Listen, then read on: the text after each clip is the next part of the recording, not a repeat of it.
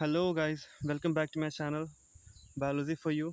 आई hope guys आप सभी लोग अच्छे होंगे और आपको इवोल्यूशन चैप्टर काफ़ी अच्छे से समझ में आ रहा होगा। अगर नहीं आ रहे हैं तो आप प्लीज़ पीछे से फिर से जाइए और उन सारे वीडियोस को रिवाइज़ कीजिए जिससे आपको समझ में आने लगेंगे। और अगर फिर भी नहीं आते हैं तो आप कमेंट में मुझे अपने क्वेश्चन सेंड कर सकते हैं। और जितने भी लेक्चर मैंने आपको पढ़ाए हैं सारे के सारे PDF में मैंने कन्वर्ट करके टेलीग्राम पे मैंने अपलोड कर दिए हैं।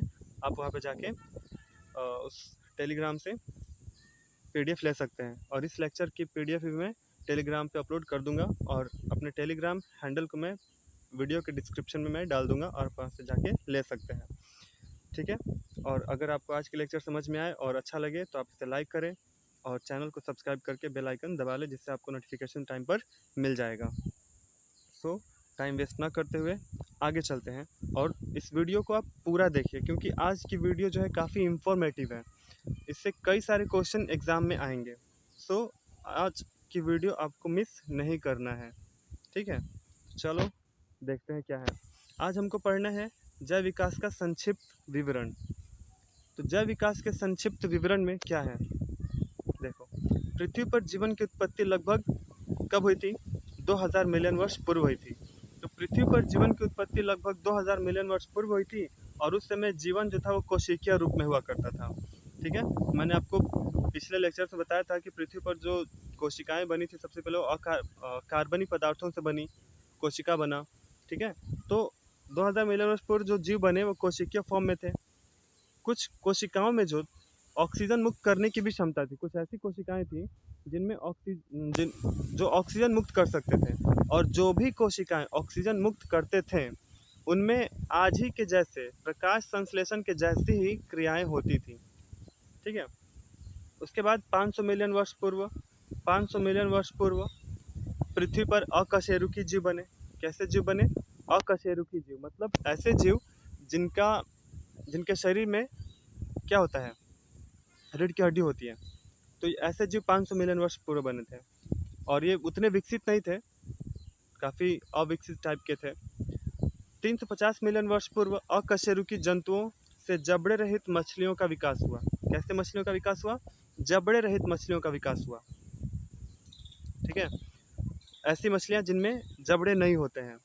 फिर क्या हुआ? 320 मिलियन वर्ष पूर्व समुद्री खरपतवार बने और कुछ पौधों का भी विकास हुआ। और पृथ्वी पर जो सबसे पहले जीव आए वो पौधे ही थे, आप याद रखेंगे। तो पौधे ही इस पृथ्वी पर सबसे पहले थे। फिर क्या हुआ? उन मछलियों में से कुछ सुदृढ़ पंख वाले मछलियों का पृथ्वी पर विकास हुआ। ठीक है, सुदृढ़ पंख वाली मछलियों का पृथ्वी पर विकास हुआ उन्हीं मछलियों में से जो पहले बने थे। फिर ऐसे ही एक मछली मतलब सुदृढ़ पंख वाली एक मछली सिलाकेंथिस 1938 में पाई गई और उस समय तक इसे हम लोग विलुप्त मान लिए थे। लेकिन जैसे ही मिली ऐसा लगा कि यह विलुप्त नहीं है और फिर उसका उस समय नाम रखा गया लोबफिन। आगे देखिए, इन मछलियों के बाद क्या हुआ? उभयचर बने और वह चार और उन्हीं उभयचरों से सरीसृपों का विकास हुआ। ठीक है, तो उभयचर बने, उभयचरों के बाद ही किस चीज़ का निर्माण हुआ? सरीसृपों का निर्माण हुआ। जो रेंग के चल सकते हैं ऐसे जीव सरीसृप बने। 200 मिलियन वर्ष पूर्व विभिन्न प्रकार के सरीसृप पृथ्वी पर अपना आधिपत्य स्थापित कर लिए थे।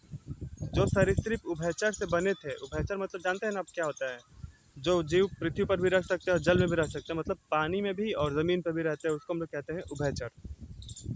ठीक है, तो और सरीसृप बने उभयचरों से। तो 200 मिलियन वर्ष पूर्व क्या था कि बड़े बड़े सरीसृप इस पूरे पृथ्वी पर अपना कब्जा जमा लिए थे। जैसे डायनासोर, नहीं बहुत बड़े बड़े होते थे। कुछ मांसाहारी होते थे, कुछ शाकाहारी होते थे, कुछ उड़ने वाले भी थे, कुछ पानी में तैरने वाले भी थे। तो हर तरह के डायनासोर इस पृथ्वी पर रहा करते थे। इन्हीं सरीसृप में डायनासोर भी आते थे, जैसे मैंने यहाँ पे लिखा है। और इनमें से कुछ की लंबाई तो 20 फुट तक होती थी, 20 से 25 फुट तक इनकी लंबाई होती थी। काफ़ी खूंखार होते थे ये और बहुत बड़े बड़े होते थे। तो खाने पीने की भी जीव भी इनको बहुत बड़े बड़े चाहिए होते थे। जो शाकाहारी डायनासोर्स होते थे वो बहुत बड़े बड़े पेड़ों को खा जाते थे।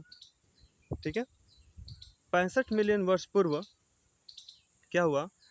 ये डायनासोर्स लुप्त हो गए। क्यों लुप्त हुए? इसके पीछे कोई भी मेन रीज़न कोई भी साइंटिस्ट नहीं बता पाता है। पहला रीज़न ये है कि हो सकता है कि वातावरण में कुछ बदलाव आया हो और ये खुद को नहीं बदल पाए हों।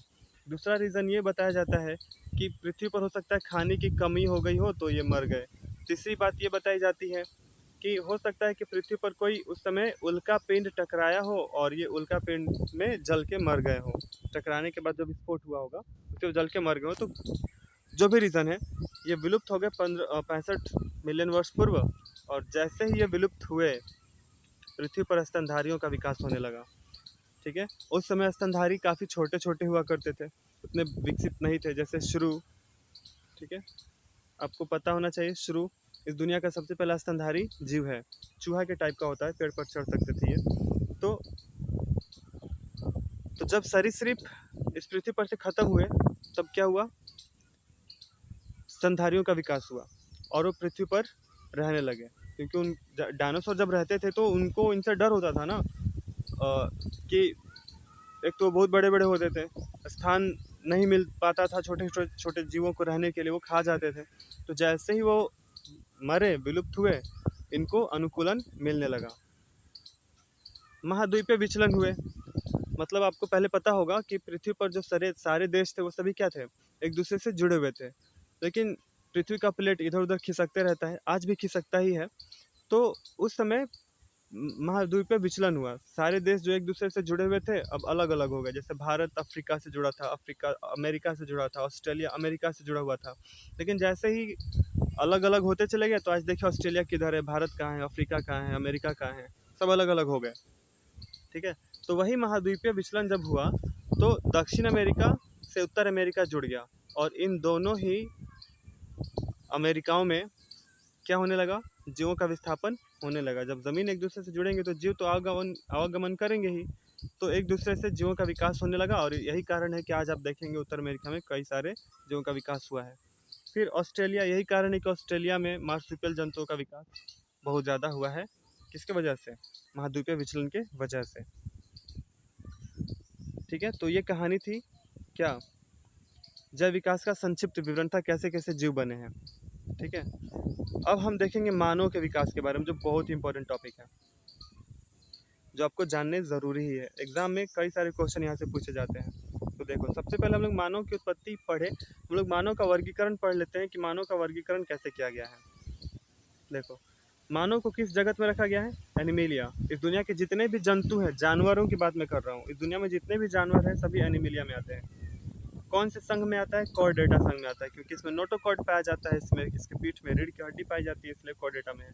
वर्टिब्रेटा, क्योंकि इसमें कॉर्डेटा है। मैमेलिया, क्योंकि अपने बच्चों को दूध पिला सकता है। प्राइमेट्स, क्योंकि इसके 5 उंगली है, और इसके शरीर पे छोटे मोटे बाल भी होते हैं, इसी वजह से इनको प्राइमेट्स में रखा गया है। होमोनिड, क्योंकि सामाजिक होते हैं। होमो इसका वंश है और सैपियंस इसकी जाति है। तो यही इसका मानव का क्या वर्गीकरण है, आप इसको अच्छे से याद कर लीजिएगा। अब बताता हूँ मैं मानव का विकास कैसे कैसे धीरे धीरे हुआ। तो देखो, सरीसृप पहले थे। सरीसृप 210 मिलियन वर्ष पूर्व, स्तनधारी और सरीसृप दोनों एक दूसरे से मिलजुल के क्या रहते थे पृथ्वी पर, एग्जिस्टिंग था दोनों का। लेकिन सरीसृप ज़्यादा विकसित थे और स्तनधारी कम विकसित थे। स्तनधारी सरीसृप से डर के रहा करते थे, लेकिन उस समय थे दोनों ही। लेकिन डायनासोर विलुप्त हो गए, यानी सरीसृप विलुप्त हो गए, और जैसे ही वो विलुप्त हुए इनको रहने का वातावरण मिलने लगा स्तनधारियों का, और इनका क्या हो गया, इनका विस्तार हो गया। डायनासोर विलुप्त हुए और स्तनधारी क्या हो गए, विस्तार हो गए। तब आया अस्तित्व में प्राइमेट्स। प्राइमेट्स एक कोई जीव नहीं है, प्राइमेट्स जंतुओं का ग्रुप है। ऐसे जंतु जिनके शरीर में हल्का फुल्के बाल होते हैं और एक नोटोकॉर्ड पाया जाता है, मतलब रीढ़ की हड्डी टाइप की एक हड्डी बीच में पाई जाती है। तो ऐसे जीव प्राइमेट्स कहलाते हैं। ठीक है, तो और इनमें 5 उंगलियां भी होती हैं खासकर। ठीक है, तो ऐसे जंतुओं को हम लोग प्राइमेट्स कहते हैं। ये कहानी है 65 मिलियन वर्ष पूर्व की, जब प्राइमेट्स बने। फिर प्राइमेट से क्या बने, टर्सियस बने, लॉरिस बने, लीमर बने, आधुनिक बंदर बने। ये 60 मिलियन वर्ष पहले की कहानी है। धीरे धीरे इनमें विकास होता चला गया, और क्या बने, एंथ्रोपॉइड एप्स बने। एप्स मतलब क्या, लंगूर। ठीक है, एंथ्रोपॉइड एप्स मतलब इनके हाथ और पैर अलग अलग होते हैं, ऑर्थ्रोपोडा आप लोग पढ़े होंगे 11th क्लास में। ऑर्थ्रोपोडा में क्या होता है कि उनके सारे पैर एक दूसरे से जुड़े होते हैं। जैसे आप लोग देख लीजिए, मकड़ी देखें, बिच्छू देखें, कॉकरोच देखें, मक्खी देखें, उनके पैर जो एक दूसरे से लगभग जुड़े ही रहते हैं जहाँ से निकले होते हैं। लेकिन एंथ्रोपॉइड ऐसे जीव होते हैं जिनके पैर एकदम अलग अलग होते हैं, हाथ और पैर बिल्कुल अलग अलग होते हैं। जैसे आप लोग खुद को देख लीजिए, ठीक है। तो प्राइमेट्स धीरे धीरे विकास होता चला गया, कहाँ पहुंचा? एंथ्रोपॉइड एप्स पे पहुंचा। देखो यहाँ पे मैंने लिखा है, बंदर एप्स मनुष्य के पूर्वज थे ये एंथ्रोपॉइड एप्स। 36 मिलियन वर्ष पहले यह घटना घटी थी। उसके बाद उन्हीं में से बने क्या?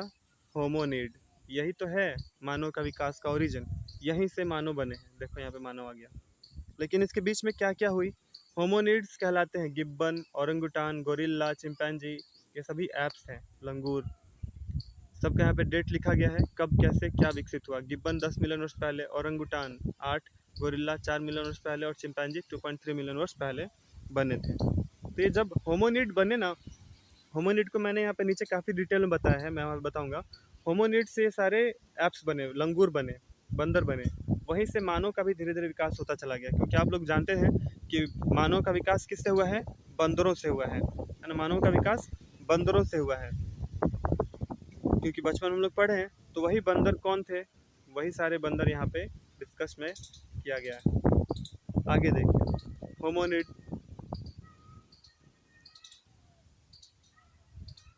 होमोनिड ही सबसे मेन कारक है मानव के विकास का।